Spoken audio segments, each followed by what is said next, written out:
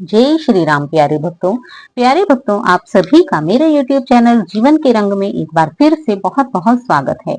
और प्यारे भक्तों, जैसे कि हम सावन के पवित्र महीने में श्री राम कथा का श्रवण कर रहे हैं। क्यों? क्योंकि श्री राम कथा ही इस संपूर्ण संसार में एकमात्र आधार है।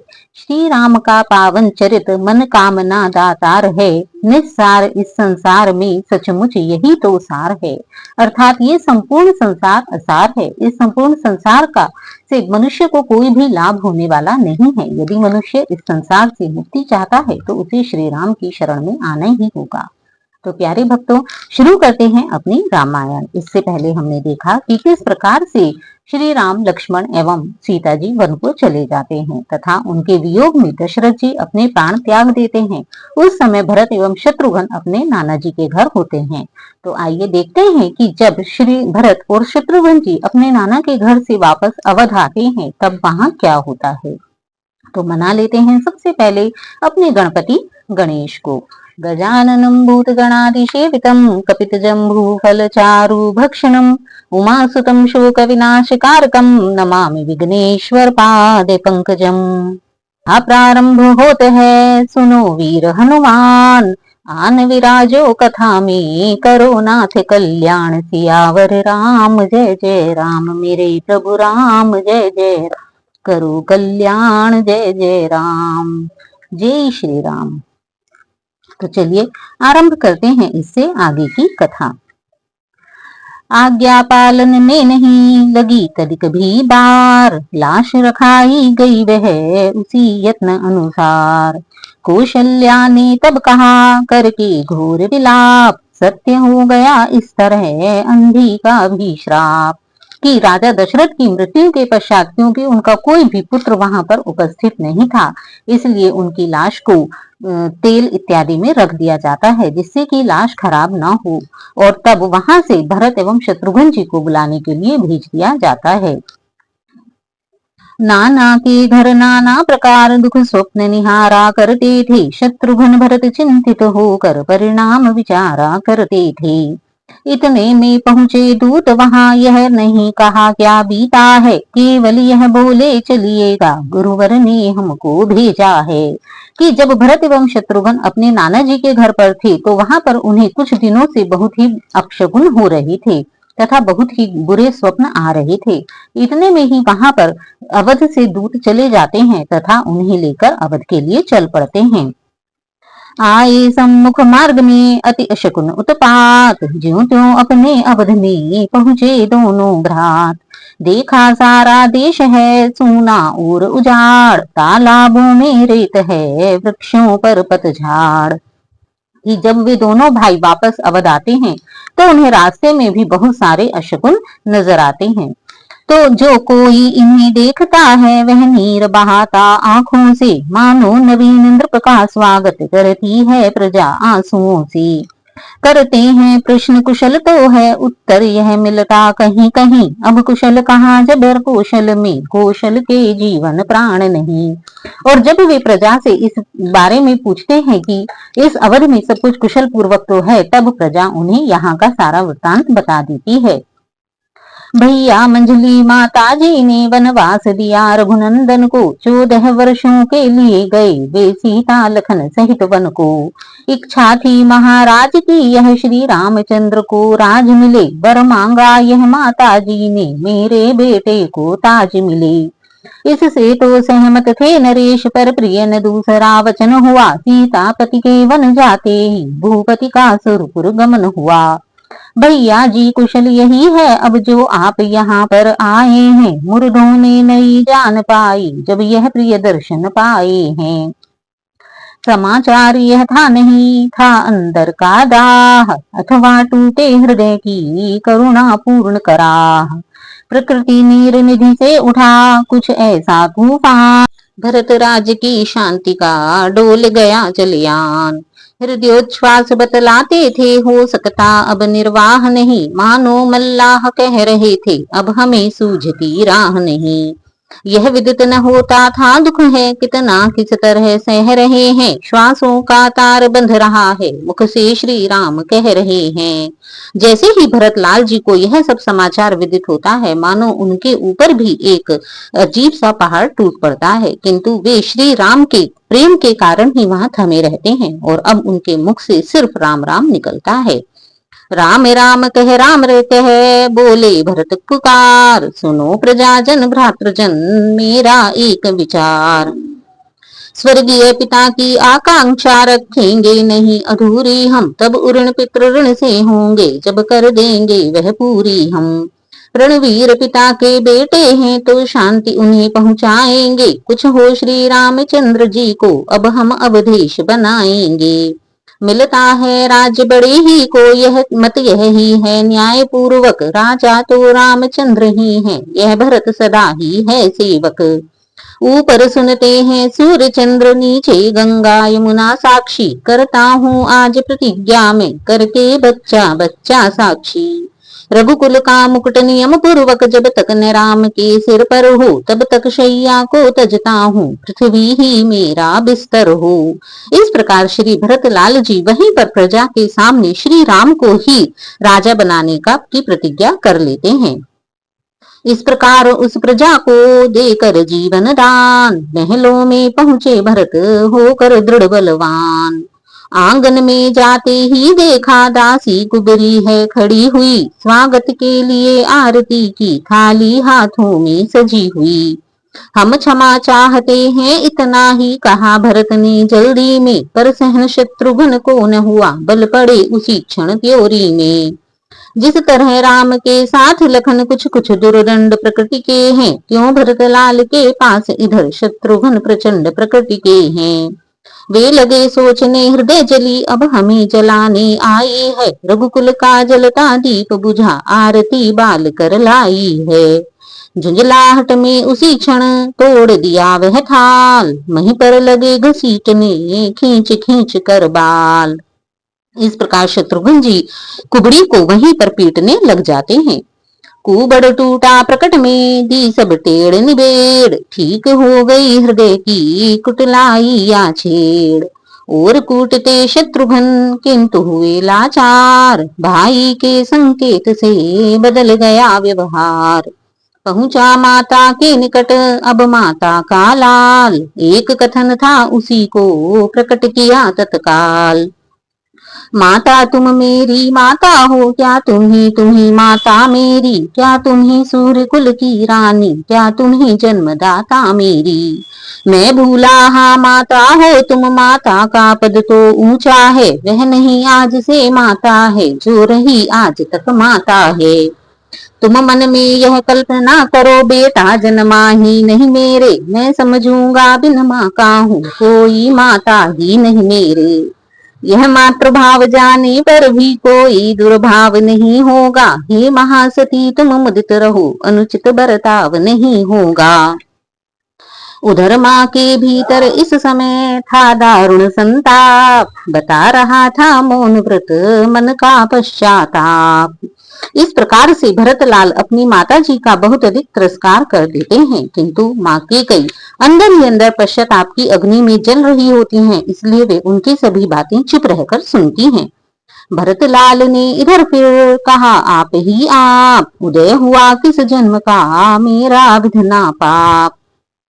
वह सुकुमारी सीता माता वन में क्यों कर रहती होंगी, क्यों वर्षाया कड़ी धूप सिर पर अपने सहती होंगी। दिन में तपती बालुक में चल अत्यंत विकल होती होंगी, रजनी में सूखे पत्तों पर या कांटों पर सोती होंगी। वन में श्री राम सदृश भाई सौमित्र सरीखा भ्राता हो, घर में कुबड़ी सी दासी हो कि कई जैसी माता हो। इतने दुख पर यह वज्र गिरा छोड़े हैं प्राण पिताजी ने, क्या यही देखने को धारा नर जीवन मुझ दुर्भागी ने। शत्रुघ्न किनारे सरयू के मुझको भी तुम पहुंचा देना, जो भी पिता का दाह कर्म मेरी भी चिता जला देना। यह कहकर आवेश में खांडा लिया निकाल, इतने ही में ध्वनि हुई यह क्या मेरे लाल। इस प्रकार जैसे ही भरत अत्यंत व्याकुल होकर अपना आत्मघात करने के लिए तैयार होते हैं, तभी वहां पर माता कौशल्या आ जाती हैं। कौशल्या ने दौड़कर पकड़ा ज्यों ही हाथ, कैकेयी ने भीत में मारा अपना माथ। हे भरतलाल तुमने माँ की देखी ही नहीं दशा क्या है, बच्चे तुम जान नहीं सकते मैया में कितनी ममता है। जिससे जितनी भी भूल हुई वह सब कुसंग का शासन था, यदि शांत इस समय होते तुम देखते कि क्या परिवर्तन था। कौशल्या ने उस समय बार बार कर प्यार, वचन इस तरह भरत से कहे समय अनुसार। हे मेरे हृदय प्राण मेरे, क्यों आत्मघात पर तत्पर है, हम सब दुखियों का जीवन अब तेरे जीवन पर निर्भर है। आसरा राम तन का है तो जीवन का भरत सहारा है, यदि वह नैनों का तारा है तो तू प्राणों का प्यारा है। अब रही बात के कई की, वह भी तो दुख उठाती है, होनी जब सिर पर आती है मति इसी भांति कट जाती है। घटना तो घटी बहन द्वारा, वह केवल एक बहाना था, वास्तव में मृत्यु राजा की थी, रघुनंदन को वन जाना था। कितना समयोचित मधुर था यह सद उपदेश, फिर भी व्याकुल भरत का हरा न उसने क्लेश। इस प्रकार माता कौशल्या बहुत ही प्रेम से भरत को समझाती हैं, किंतु भरत जी का दुख कम नहीं होता। बोले इसमें एक है मर जाने की बात, होगा बादल के बिना बिजली का उत्पात। समझेगा जगत भरत ने ही यह सारा नाट्य रचाया था, उसने ही राज्य प्राप्ति के हित के कई को भड़काया था। भाया हो कभी स्वप्न में भी माता यह कपटाचार मुझे, तो जितने दंड विश्व में है सब सहन मुझे स्वीकार मुझे। तथा भरत जी कहते हैं कि हे माता, किंतु यह संपूर्ण संसार तो इस बात पर विश्वास नहीं करेगा कि माता के इस कपट में मेरा कोई हाथ नहीं था। गोवध गुरुवध या ब्राह्मण वध इन सब का मुझ पर पातक हो, यदि इसमें मेरा सम्मत हो, यदि इसका मुझे भान तक हो। विधवाओं और अनाथों का धन हरने में दुर्गति है जो, मैं उन सब का अधिकारी हूँ, यदि इसमें मेरी सम्मति है। जो दशा धर्म कर्तव्य रहित हरि भक्ति रहित नास्तिक की हो वही अवस्था मेरी भी, यदि इसमें मेरा भी मत हो। यह कहकर विवल हुए और गिरे तत्काल, कौशल्या की गोद में वो कैकेयी के लाल। और इस प्रकार इतना कहते कहते श्री भरत जी मूर्छित होकर कौशल्या जी की गोदी में गिर जाते हैं। तब कौशल्या जी उन्हें उठाते हुए कहती हैं, तुम सच्चे हो मैं कहती हूँ, तुम सच्चे हो साक्षी हूँ मैं, कैसे समाज अपयश देगा हे पुत्र मध्यवर्ती हूँ मैं। जो खरा है सभी समय चाहे जो कर ले जाच कहीं, बाला है बोल सत्यता का है नहीं साच को आच कहीं। इतना कहकर हृदय से लगा लिया फिर लाल, गुरु वशिष्ठ मंत्री सहित आ पहुंचे तत्काल। इस प्रकार जब माता कौशल्या भरत जी को समझाती हैं, तभी वहां पर गुरु वशिष्ठ आ जाते हैं। आते ही गुरु ने कहा छोड़ो और विचार, पहले कर दो पिता का पुत्र दाह संस्कार। पिता शब्द यह जिस समय पड़ा भरत के कान, तब पृथ्वी पर लौटे तुरत रहा न तन का ध्यान। तब वशिष्ठ जी ने कहा तजो व्यर्थ संताप, ज्ञानी होकर किस लिए करते शोक विलाप। सोचो उसको जो मरता है इस जग की माया तृष्णा पर, वह जीता है जो मरता है सच्चाई और प्रतिज्ञा पर। इस प्रकार ऋषि वशिष्ठ जी भरत जी को समझाते हुए कहते हैं, वह जीवित मृतक समान सदा जो अपने लिए जी रहा हो, उसका मरना जीना है जो औरों के लिए मर रहा हो। उस ब्राह्मण को सोचो बहका जो अपने ब्रह्म कर्म से है सोचनीय वह क्षत्रिय जो वंचित निज छात्र धर्म से है। सोचो उस अधम वैश्य को जो व्यापारिक धर्म खो चुका हो, ब्याजों पर ब्याज सदा लेकर दीनों का गला घोंटता हो। वह शूद्र सोचने योग्य सदा जो है सेवा की शक्ति रहित, नई नई सब में वह अति शोचनीय जो अज्ञानी हरि भक्ति सहित। दशरथ थे सच्चे कर्म वीर वे नहीं सोचने योग्य कभी, जीना मरना तो माया है यह ज्ञान न तजने योग्य कभी। कि हे भरतलाल इतना विलाप न करो, क्योंकि जीना और मरना ये सब तो इस संसार का चक्र है, अतः इसमें विलाप करने वाली कोई बात नहीं है। इस प्रकार ब्रह्म ऋषि का सुन सच्चा उपदेश, ज्ञानवान थे ही भरत समझ गए उद्देश्य। उठा फिर बड़ी धूम से नृप का मृतक विमान, राम नाम की टेर से गूंजा अवध मसान। वैराग्य पूर्ण शिक्षादायक वह एक दृश्य सरयू पर था, राजा की लाश चिता पर थी और धुआं चिता के ऊपर था। जिस समय भरत ने दाह किया तब यह विचार आए मन में, उड़ गया धुएं के साथ असत रह गया सत्य ही सतपथ में। विधि विधान से हो चुका जब ही मृतक संस्कार, सभा जोड़ गुरुवर तब करने लगे विचार। कहा भरत से पुत्र वर लो अब राज संभाल, बनो अवध के आज से विधि पूर्वक महिपाल। और इस प्रकार जब राजा का अंतिम संस्कार हो गया तब गुरु वशिष्ठ ने भरतलाल जी से कहा कि हे भरतलाल अब तुम इस राज्यपाठ को संभाल लो। व्याकुल हो उठे भरत सुनकर यह प्रस्ताव, दृढ़ता पूर्वक फिर किया प्रकट हृदय का भाव। राजा नहीं गुरु दीजिए मुझको यह वरदान, अटल रहूं सद धर्म पर हृदय रहे बलवान। मैं नहीं चाहता बड़ा बनूं रहने दो छोटा ही मुझको, शासन का अनुशासन मत दो करने दो सेवा ही मुझको। स्वामी उसका बनना अच्छा जो स्वामी पद के समुचित है, सेवक का स्वामी बनना तो अनुचित ही नहीं कलंकित है। भरत वचन सुन प्रजाजन पुलक उठे तत्काल, धन्य तुम्हारी धारणा हे रघुकुल के लाल। गुरु वशिष्ठ ने फिर कहा यह सब कुछ है ठीक, पर अब तो निश्चित हुआ वह है सीधी लीक। माता की तुमको आज्ञा है तुम शासन करो अयोध्या का, यदि उसे त्याग दोगे बेटा तो उल्लंघन होगा आज्ञा का। माँ की आज्ञा का उल्लंघन यदि पाप बड़ा कहलाता है, तो भरतलाल यह ध्यान रहे वह पाप तुम्हें लग जाता है। गुरु वशिष्ठ के कथन में थी अति प्रबल हिलोर, पर वह निर्बल हो गई पहुंच भरत की ओर। यद्यपि गुरु वशिष्ठ बहुत प्रकार से भरतलाल को समझाते हैं, किंतु भरतलाल उनकी किसी भी बात से सहमत नहीं होते। बोल उठे वे कहूँ कुछ मैं भी निजी विचार, पुत्र धर्म जो आपने कहा मुझे स्वीकार। पर मैं माता की आज्ञा का उल्लंघन करता ही कब हूँ, उस मत का जिसमें पाप लगे अनुमोदन करता ही कब हूँ। मैं तो यह कहता हूँ भगवान समुचित आचार करता हूँ मैं, माता से भूल हुई है जो उसका सुधार करता हूँ मैं।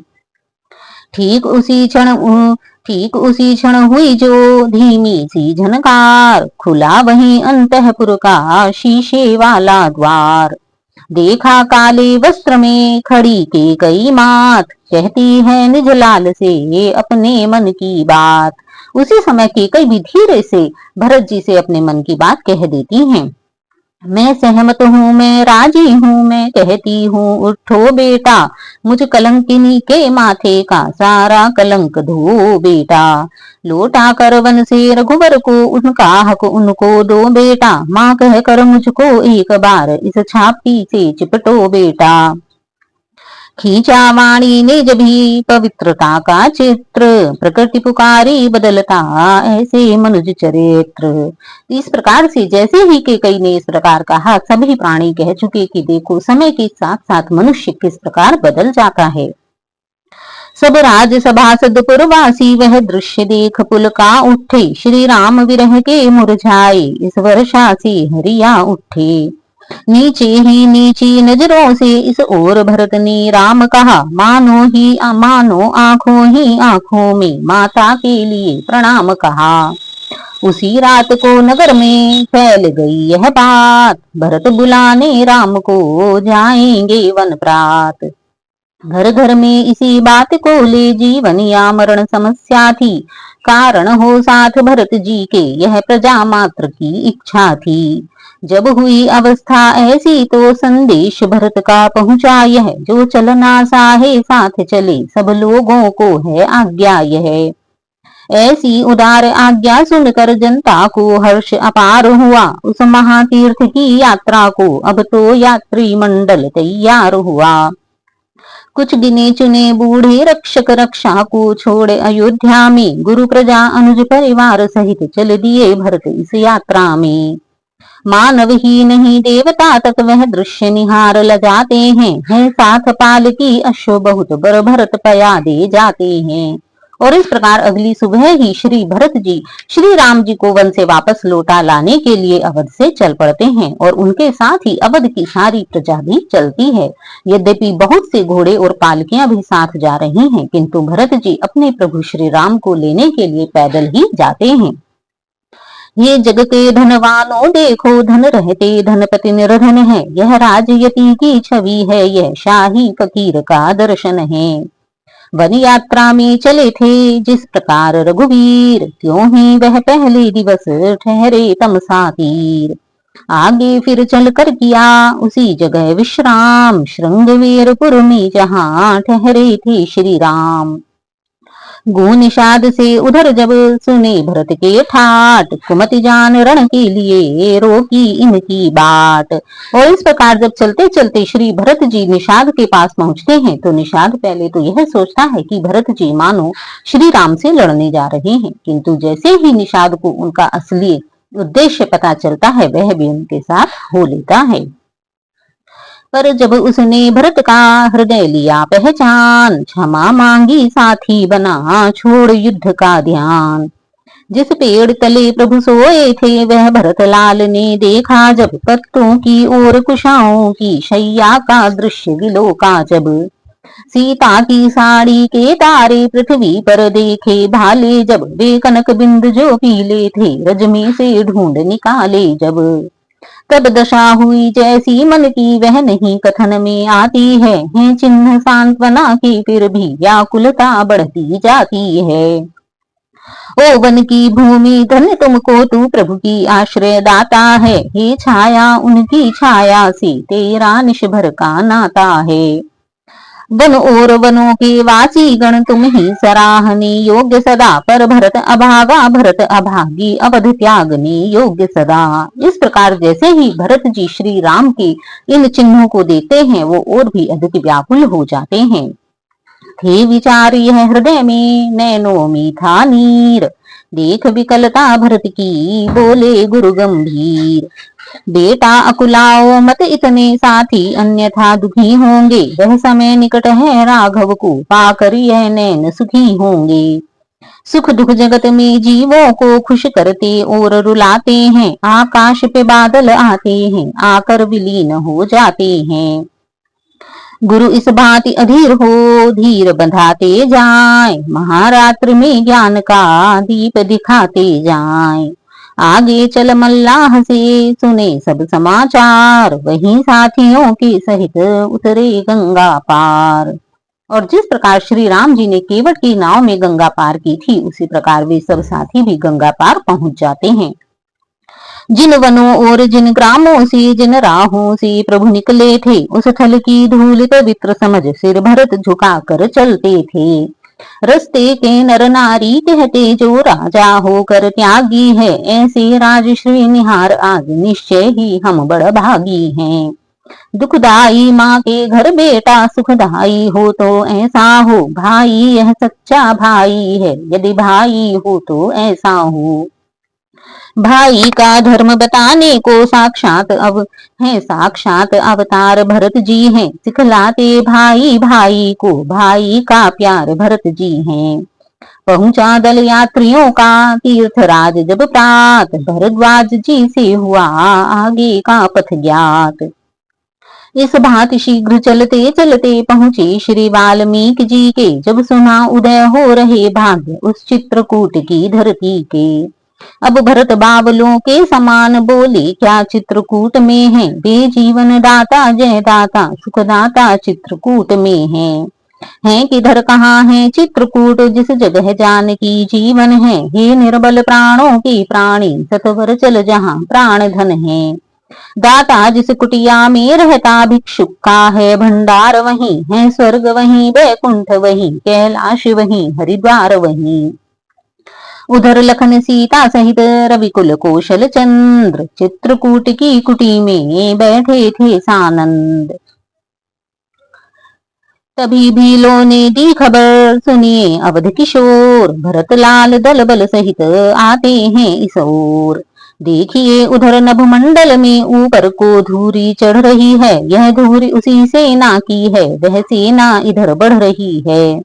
100-200 नहीं हजारों की साथी हैं साथ भरत जी के अच्छे न दिखते हैं विचार कौशल के नाथ भरत जी के।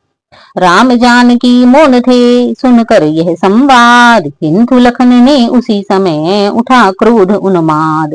जैसे ही श्री राम जी को भरत जी ने आने की खबर मिलती है यद्यपि श्री राम जी और जानकी जी चुप रहते हैं किंतु लक्ष्मण जी को क्रोध उठाता है तथा वे सोचते हैं कि भरत जी उन पर युद्ध करने के लिए आ रहे हैं। बाण धनुष पर चढ़ गया लगी न क्षण में देर सोते सोते जिस तरह जग जाता है शेर। रघुवर के चरणों को छूकर वह क्षत्रिय वर हुंकार उठा मानो सचमुच शेषावतार पृथ्वी में से फूंकार उठा। हे भाई शीघ्र आज्ञा दो भाई को अब समझूंगा मैं अन्याय न्याय पर चढ़ता है यह कैसे होने दूंगा मैं। वैसे ही हृदय जल रहा है मंजली माँ की करतूतों से क्या दुख है राज छूटने का पूछे कोई रजपूतों से। इस पर भी वह संतुष्ट नहीं सेना ले लड़ने आता है असहाय समझ वन में हमको घेरने पकड़ने आता है। यह नहीं जानता है कायर कुछ जीवन है निर्धन में भी यदि घर में एक बड़ा है तो है एक बड़ा इस वन में भी। हे नाथ रोकते रहे सदा पर आज रोकना नहीं मुझे सौगंध आपकी है मेरी इस आपको है मेरी इस समय टोकना नहीं मुझे। यदि पुत्र सुमित्रा का हूं तो मैं उसका गर्भ मिटा दूंगा श्री राम दुहाई पृथ्वी पर क्षण भर में उसे सुला दूंगा। इस प्रकार लक्ष्मण बहुत अधिक क्रोधित हो जाते हैं। हम भी तो हैं आदमी उठकर करें उपाय कब तक मन मारे रहें सहा करें अन्याय। क्षत्रिय सुत होकर करें नीचे को क्यों माथ साथ नाथ का है फिर धनुष बाण है साथ। पृथ्वी हो चाहे खंड खंड विंध्याचल तिल तिल हो जाए तूफान समुंदर से उठकर अंबर से चाहे टकराए। शंकर भी आकर मदद करें तो शंकर ही की साक्षी है रण में उनको संहारूंगा जो रघुराई का बैरी है। हुआ लखन के क्रोध का जब इस भांति प्रकाश पृथ्वी कंपित हो गई डोल गया आकाश। कहा राम ने रोकता नहीं तुम्ही मैं भ्रात फिर भी होकर शांत तुम सुन लो मेरी बात। तब इस प्रकार श्री राम उनसे कहते हैं पहले तो भरत गिर गया है यह नहीं समझ में आता है उस जैसा तो सुशील भाई सब जगह न पाया जाता है। फिर यह भी माना बदल गया चाहता निभाना मेल नहीं तो उससे उसकी सेना से जय पाना कोई खेल नहीं।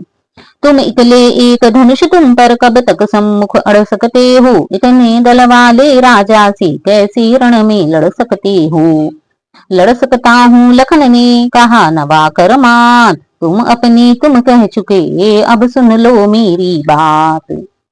तब लखनलाल जी श्री राम जी से कहते हैं जब तलक भरत था धर्मवान तब तक हम दबा न सकते थे मैं क्या सो लक्ष्मण भी उसको लड़ने में हरा न सकते थे। पर आज अधर्मी है वह ही दल भी उसका अधर्म का है इसलिए धर्म का एक बाण उन सब का वध कर सकता है। या तो यह बाण शत्रुओं का संहार बाण हो जाएगा या आज दास का सेवा में बलिदान प्राण हो जाएगा।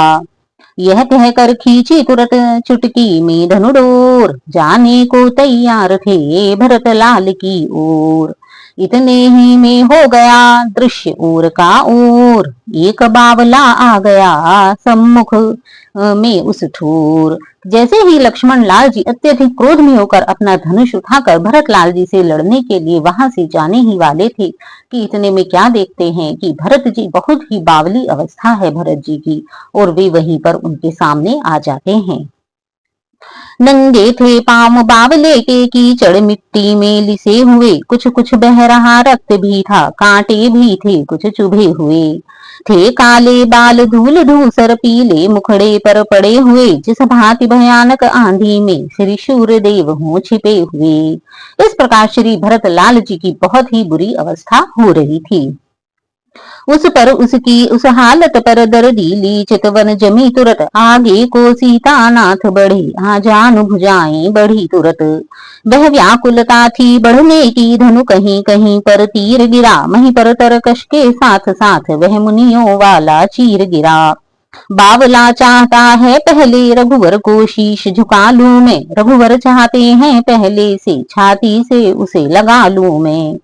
आखिर रघुवर की विजय हुई, हाथों पर उठा लिया उसको, वह चरण छुए उससे पहले छाती से लगा लिया उसको। जब हृदय हृदय का मिलन हुआ तो दूर विरह का ताप हुआ, अब सबने देखा चित्रकूट में ऐसे भरत मिलाप हुआ। जय श्री राम।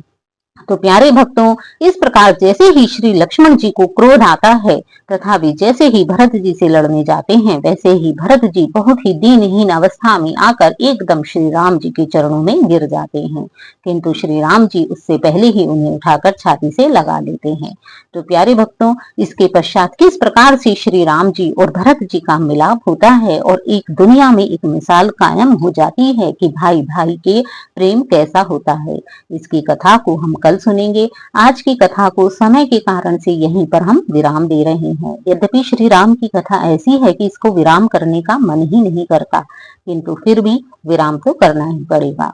तो प्यारे भक्तों, तैयार हो जाइए कल फिर से इसी कथा को सुनने के लिए। और हाँ, यदि आप इसके सारे पार्ट्स नहीं सुने हैं और आप शुरू से लेकर पूरी रामायण सुनना चाहते हैं तो मेरे चैनल पर आप इसे रोज देख सकते हैं। इसके पिछले के सभी पार्ट्स भी मेरे इसी यूट्यूब चैनल पर आप देख सकते हैं।